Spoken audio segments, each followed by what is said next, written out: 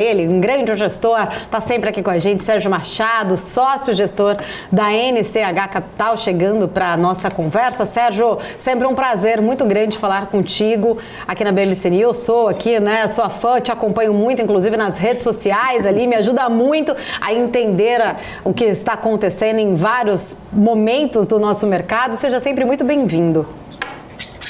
Muito obrigado mais uma vez pelo convite, oportunidade de estar aqui e tentar entender também, né? Porque realmente o ano promete, né? A primeira semana já tinha sido esquisitíssima, né? E aí tivemos esse fim de semana um evento totalmente desnecessário, né? Porque até então uma coisa que diferenciava essas passeatas sempre foi o pacifismo, né? E ontem a coisa degringolou, né?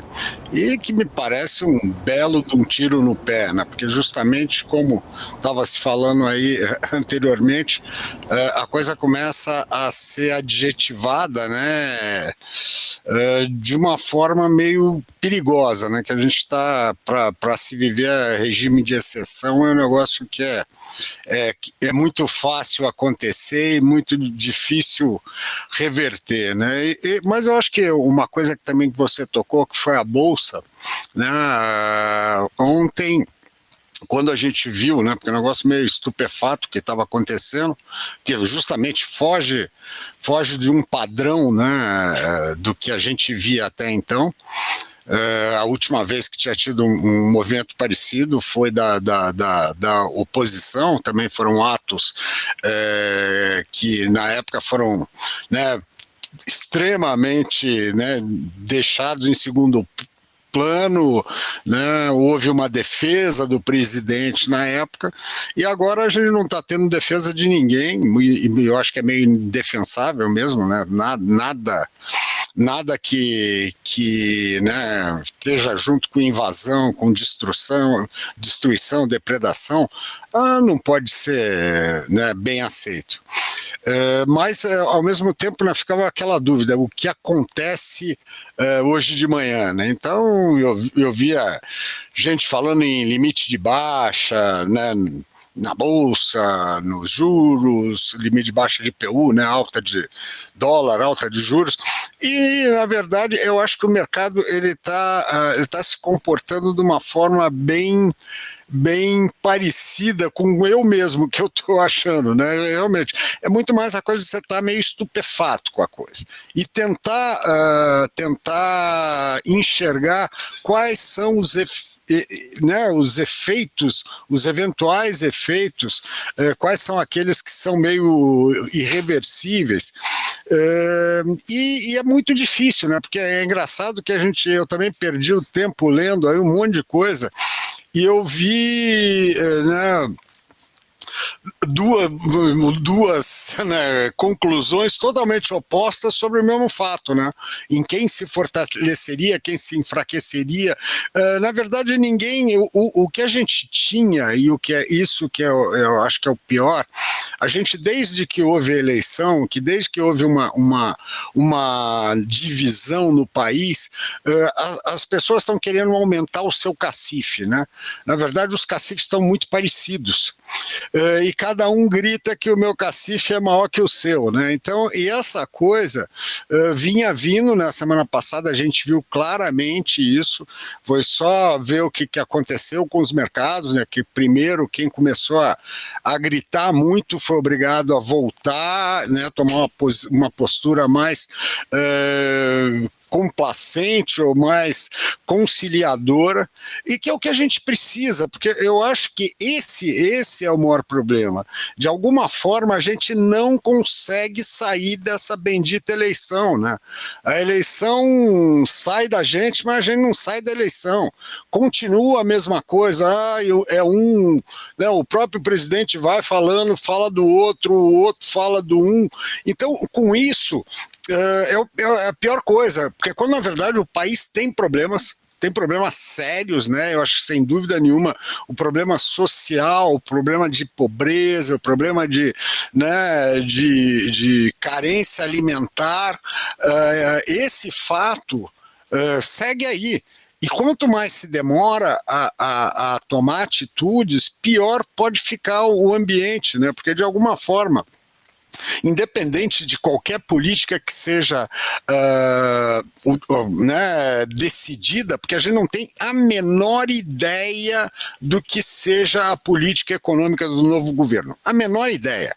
Porque na medida que a gente tem um ministro da Fazenda que é político, ele não é técnico, ninguém sabe qual é a linha que vai ser levada nesse governo, né? E o próprio presidente continua a optar por não falar o que ele vai fazer, né? Então, e aí tem um lado que quando você olha por algumas linhas econômicas que estão nas bases petistas, né, muito ligadas ao desenvolvimentismo e mesmo aquelas aventuras que foram feitas no governo anterior do PT, é uma coisa que assusta, mas ele não sabe o que é, e eu acho que o que precisa, né, a gente precisa, antes do que tudo, é que o país continue crescendo, continue se mantendo, né, da forma que ele vinha, queira ou não, a inflação tá em queda, né, as expectativas futuras estão tranquilas, né, no Focus, que é o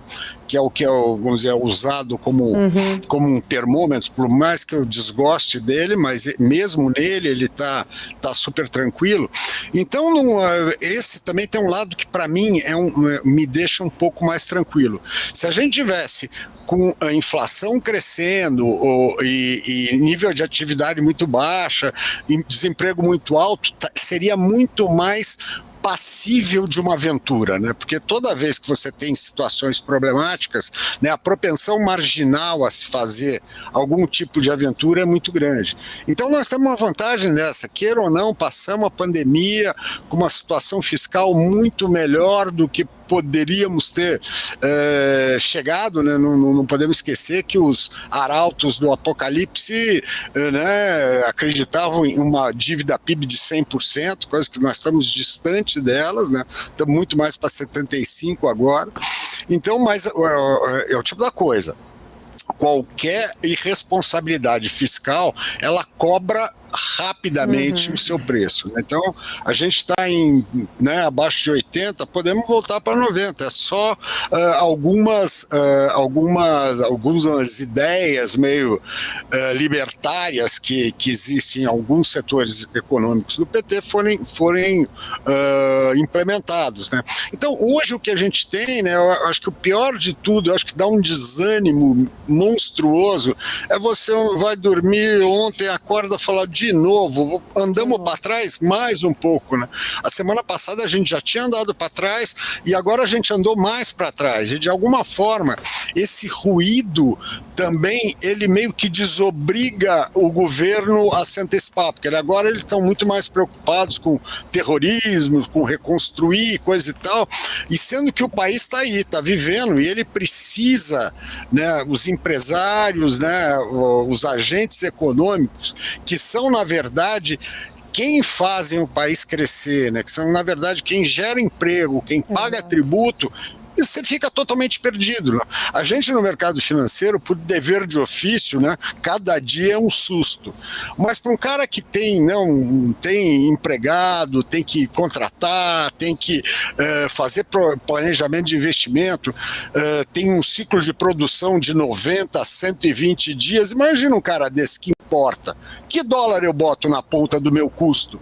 Tá certo? Se o dólar hoje está a 5,20, mas pode estar a 6, se forem feitas algumas aventuras, né? Então, eu acho que o grande problema que a gente está tendo é isso.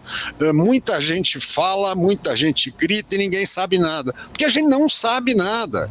Tá certo? Não adianta falar assim, não tem nem como a gente criticar ou apoiar uma política que a gente não sabe qual é. A gente não tem a menor ideia do que seja. Qualquer coisa que se falar hoje são ilações, puras ilações. Inclusive, Sérgio, ponto muito bem colocado, né? A gente mais cedo estava falando justamente sobre isso, né? O palanque ainda continua e, de fato, concretamente, a gente não tem nenhuma direção ali do que será essa política econômica, esse plano de voo econômico que Haddad havia prometido ser apresentado na semana passada, ou seja, né? Tá tudo às cegas ainda. E eu queria aproveitar esse gancho, né? Eu te acompanho muito, inclusive, no seu Twitter, e você fez um post ali, né? Sobre um artigo muito bom, por sinal, do Marcos Lisboa, querido Marcos Lisboa, economista, que sempre está aqui com a gente também, falando muito que, usando o mercado como um bode expiatório, né? O PT ali, os aliados que já aprovaram boa parte das medidas que agora o chamam de farra eleitoral. A gente viu que nos últimos anos, 2 anos especificamente, algumas medidas ali legislativas, né? Foram aprovadas pela maioria do PT, dos seus aliados, medidas relevantes, inclusive, né? Que agora, né? Virou ali como farra eleitoral, né? Eles concederam desoneração tributária, criaram novos gastos públicos para beneficiar grupos de interesses. Essas expansões com esses gastos sociais, por exemplo, também, né? Com a nova expansão aí fiscal, bem menor do que o previsto, por sinal, pela PEC de transição, acaba, de certa forma, beneficiando também, né? Agora, o PT, o Partido dos Trabalhadores. Não dá para falar também que não estavam ali, não assistiram exatamente a essa situação. Eu queria entender um pouquinho da sua visão, especificamente sobre esse artigo de Marcos Lisboa, que eu achei ali excepcional, por sinal, muito bem escrito. Lisboa também admiro muito como um grande economista. Queria entender um pouco da sua visão sobre esta comparação, né? O mercado como um bode expiatório. Não, mas isso daí eu acho engraçado, porque o mercado sempre é o bode expiatório, de qualquer um. Justamente o mercado, principalmente como ele é tratado de uma forma mais rasteira na mídia, é que ele, como se ele fosse o elemento do mal, né? Um monstro, né, que cospe fogo pela boca, então que ele só quer se beneficiar. Até na semana passada saiu um artigo também de algum brilhante, um cara não era nem um artigo, era um link no Twitter, um cara que é repórter, inclusive, falando não, que o mercado é composto de 60 pessoas brancas, sabe? Um negócio que ele cria não, eu acho que já é proposital isso, você criar um antagonista, né? O mercado como sendo aquele ser do mal que está ali para se locupletar e para tirar dinheiro dos pobres, né? Que então aquela história, em vez do dinheiro ir para quem precisa, tá na mão dos especuladores e tal. E o mercado, ele tem um especulador que é uma figura que inclusive deveriam ler no dicionário qual a explicação, né? Mas na verdade o especulador é o cara que se propõe a tomar um risco que a economia não gostaria, né? Que o setor real não gostaria de tomá-lo, né? Então é uma troca, você tem uma remuneração visando um retorno maior, mas correndo um risco maior. Mas esse é um elemento mínimo, ele é o óleo que azeita a máquina. O que é o mercado, na verdade? O mercado é a soma das anseios, das necessidades, e é um ambiente onde circulam, né? Onde os produtores conseguem se financiar, os produtores conseguem minimizar o risco deles, os produtores conseguem travar o valor do dólar futuro, os produtores agrícolas conseguem travar o valor da safra futura, né? Então, a importância do mercado, ela é muito relevada nessas críticas rasteiras, né? E justamente por isso ele vira ele é o bode expiatório ideal, porque primeiro que o mercado não tem voz, ele não fala, né? Você não tem, o senhor mercado não tem o seu porta-voz, porque o senhor mercado não existe. Tá certo? Então, e mais, que então 99% de quem faz parte tá ali fazendo o seu trabalho no dia a dia, tá certo? Tá, da mesma forma, eu cuido de dinheiro das pessoas, né? Então eu estou sendo malvadão. O cara que tem o dinheiro comigo é um malvadão? Não. O cara que tem o dinheiro comigo o dinheiro, é o futuro dele, é o dinheiro que vai pagar as contas dele, que vai pagar os empregados, que vai pagar, sabe? Então, essa parte E é muito também fácil, que acontece com uma certa frequência, se a gente se lembra da herança maldita do FHC, herança maldita, sempre tem uma herança maldita, né? Como dizia minha avó, filho feio não tem pai, né? Ninguém é pai da coisa, todo mundo quer só o bonitinho e tal, qualquer coisa que seja, que gere alguma dor, né? E não há né, sucesso sem dor, né? A vida ela é pesada, né? Ela te cobra isso. Então é muito fácil e é usual, mas é um discurso político. Agora, que de alguma forma, num começo de governo, parece que é uma das coisas que é usuais, que seja que você já antecipa uma parte dos seus próprios erros, creditando esse fracasso a pseudo, né, heranças malditas que são repassadas, né? E aí no caso, e eu acho que aí no caso do mercado é muito mais como ele é um termômetro. E como tal, também o pessoal adora matar, né, o mensageiro e não a mensagem. O mercado ele é um mensageiro, justamente ao ser a somatória das expectativas e dos anseios, né, ele é um mensageiro, porque aquilo que chega para você no final, porque o dólar subiu, ou porque a bolsa caiu, ou porque os juros subiram, é que as expectativas foram de alguma forma né, conturbadas e levadas para um lado positivo ou negativo, né? Então é engraçado, o cara dá uma má notícia e quer que o outro lado venha e lhe premie com uma coisa positiva, né? Agora aqui, o Bandique Silveira, que está conosco, economista, comentarista nosso aqui da BMC News também, que está aqui com a gente, tem uma pergunta para você, fica à vontade, Bandique. Bom, bom dia, Sérgio. Boa tarde, Sérgio. Como é que você está? Um prazer tê-lo aqui. Eu sou um fã dos seus tweets. Gosto muito das suas opiniões e fiquei muito feliz que você fez uma explicação muito didática e objetiva sobre o que é o mercado, né? Que não é o bicho-papão e que sim é esse elemento que todos nós participamos nele ao comprar coisas, ao vender coisas, ao tomar decisões de ir às compras ou guardar o nosso dinheiro. Acho muito importante. Na minha visão, eu sempre digo, quando eu sou indagado, principalmente para esse pessoal que diz que o mercado é composto por 60 homens brancos, né? Eu digo o seguinte, o mercado é um espelho, quando você olha nele, você sabe onde você está.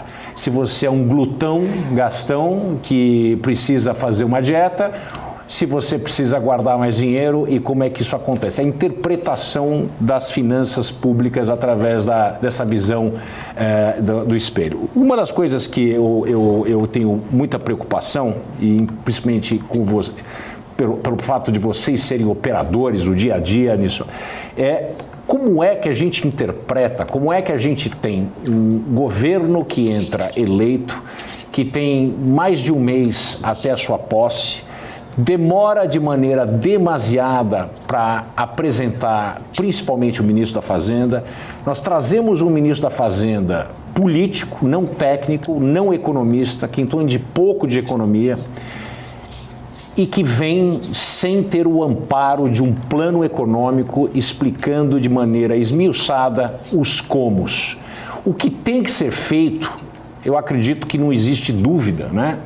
Mas aí a gente traz um governo, a gente traz um ministério que ainda põe em dúvida, né, essa dicotomia falsa entre equilíbrio fiscal e políticas sociais. Isso me preocupa muito porque apenas essa fala ou essa preocupação, né, não havendo o como e que a gente culpa a política de austeridade fiscal pela falta de dinheiro para políticas sociais, isso acaba batendo na dinâmica da dívida e que requer cada vez mais juros mais altos para que a gente possa minimizar os riscos dessas falas desatinadas, né? E chegando a um custo apenas esse ano, aliás, ano passado, de 580 bilhões de reais para a rolagem de dívida. Como é que você vê isso, né? Essa desorientação? A minha visão é que desde o início do governo e até antes, nós temos muito bate-cabeça, nós temos muitas cabeças falantes, uma desordenação, uma desorganização, mas poucos atos de fato. Eu sei que muita coisa é estridente, faz muito barulho, cria fumaça, mas ato que é de verdade, algo que seja profundamente contundente, fora questões de saneamento básico, falar que vai e não faz com a questão do resgate do FGTS, mas coisas de fato não foram feitas. Como é que você vê isso, né? Como é que a gente separa o joio do trigo nessa situação? Esse é o grande problema, Mandic. É a dificuldade que a gente tem de separar o joio do trigo, porque a gente nem tem. Quando a gente separa o joio do trigo, a gente tem em cima da mesa, né? Então a gente vai catando um lado para cá. Hoje não tem nada na mesa, nada. E é preocupante também quando você fala assim, bom, o problema fiscal, aí tem essa jogada que é a maldade, que muito pouca gente entende finanças públicas, tá certo? E como o dinheiro, a gente vê uma barbaridade, né? Quando vê aquela coisa que foi mandada a PEC, o cara me bota MMT no meio da PEC, que aquilo ali, para alguém que conhece um pouco, é desesperador. Você parte de MT, ela defende que você emita moeda, sendo que você tem a senhoreagem, você pode emitir que não vai gerar inflação, né? Que é um negócio que já foi comprovado 1000 vezes que não. É que teve um momento nos Estados Unidos onde houve emissão massiva e não houve inflação, que eles pegaram e inverteram o ônus da prova, né? Então, mas é o tipo que assusta, mas realmente a gente não tem dados para isso. Agora, assusta uma outra coisa, se fala, esse tal do teto, nós não gostamos de teto, por aquilo e tal, mas vamos apresentar outro arcabouço fiscal. Quando? Daqui a 6 meses. Como você disse, tem 2 meses já de eleito. Tem 3 anos de campanha, sabe? Qual é a dificuldade de se desenhar uma alternativa para se ter uma responsabilidade fiscal? Justamente, a responsabilidade fiscal é aquela que vai permitir que você não entre num processo de incapacidade de pagamento e que num segundo instante ele pode vir no que alguns economistas adoravam falar quando o juros estava 2%, que é a dominância fiscal, onde o que acontece na dominância é que o governo não consegue mais atrair recursos por mais caro que ele pague. E, na verdade, o problema maior da dominância fiscal é que ele vem normalmente associado a uma fuga de capitais, né? Então, você tem pressão no dólar, você não tem tomador para dívida interna e aí você começa a entrar em colapso. Então, na verdade, o que a gente tem é isso. Nós temos um grande nada, né, em se tratando de política econômica para frente, tá certo? E precisaríamos fazer isso. Mas eu acho que o problema é que justamente vem daquilo que a gente conversou no começo, do palanque. Não se desceu do palanque até agora, e realmente é meio assim, o cara ganhou, na hora que chega, ele não sabe o que ele faz, né? Que nem o cachorro corre atrás do carro. Quando o carro para, ele não sabe o que faz com o carro. E eu acho que o que a gente está vendo é muito isso. Chegaram lá, e como você não tem um grande inimigo que chamasse vamos dizer, a aplicação de algumas teorias mais exóticas, né? Você não está precisando debelar a inflação, você não está precisando acelerar crescimento, você não está precisando, né? Basicamente o desemprego segue caindo, você não precisa fazer nenhum choque para gerar emprego. Então fica uma dificuldade assim, né? Porque por que eu vou mudar então, implantar teorias exóticas na economia, se a economia está bem, né? É mais ou menos assim, por que eu vou dar um antibiótico cavalar se o cara não está nem com febre, né? Exatamente. Pontos importantes. Sérgio, ficaríamos aqui um tempão, mas nosso tempo já, infelizmente, está aqui. Já ultrapassei aqui. Daqui a pouco o apresentador do outro programa aqui vai brigar comigo aqui, mas eu quero agradecer. Sempre uma aula, um prazer falar contigo. Muito obrigada pelo seu tempo, por estar aqui sempre conosco na BMC News, ajudando a gente a construir a BMC News. Obrigada.